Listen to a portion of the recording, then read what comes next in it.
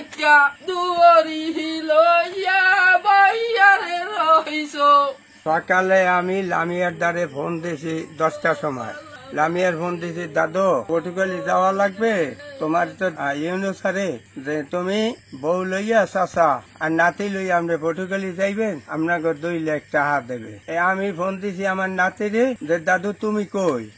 কয় দাদু আমি তো মায় ঢাকা লই যাইছে, আমি তো আইতে চাই না, তাহলে কবে পর্তুগাল যাইতেছে? কইছি তো আমি কইছি রবিবার, নাতি কইছে ঢাকা গেছে কবে? ঢাকা কইছে নাতি বলছে দাদু আমি কাল ভোরে মেলহরিয়া দেখাম, পরশু পর্তুগালি যামু। আমি স্যারের লাগে ডিসি স্যারের লাগ কথা কইছি, ডিসি স্যারে কইছে সোমবারে আপনারা আইয়েন।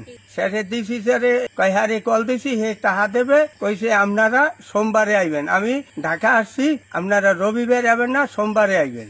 তুমি আবার কবে দাদু? আমি কাল দাদু মেলহরিয়া বাড়িয়াম। মৃত্যু মনির ফোন দিয়েছে, আব্বু আপনি কই? আমি কই আব্বু আমি তো 2টা ভাত খাইয়া বইছি। আব্বু আপনি একটা কথা বলেন, লামিয়া তো গলায় ধরে দিয়েছে, আল্লাহ বিল্লাহ করেন।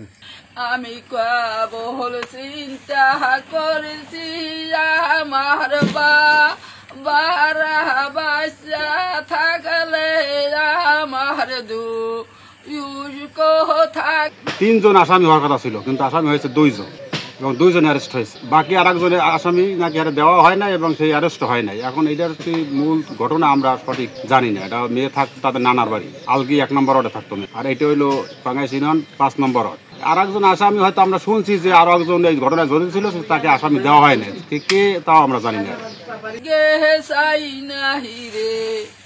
ওরে মানে কত কথারে কইছে আমারে।